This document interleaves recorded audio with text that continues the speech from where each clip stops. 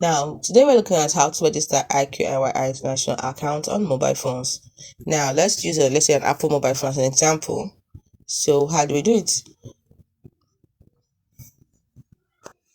So, to register for iQIYI international account on mobile phones, you have to download the iQIYI app. Tap the Me icon option, then you log in, then choose login and sign up. Then you can choose to sign up with your email or your mobile number. You will need to enter your email or phone number, create a password, and provide your date of birth to complete registration. Now, what do I mean? Let me give you a step-by-step registration guide. 1. Download the app. So you have to get the app from a device app store. If you're using an Android phone, Google Play Store. If you're using an iOS device, Apple App Store. Then number 2, you have to go to the profile page. That's after opening the app, tap on the Me icon. You should see it located in the bottom right corner. So tap on it, and on the profile page, tap on login or sign up. Then tap the sign up now option. They have to select either email or mobile number as your sign up method. They have to enter your details like your email address or your mobile phone number, depends on the option you chose.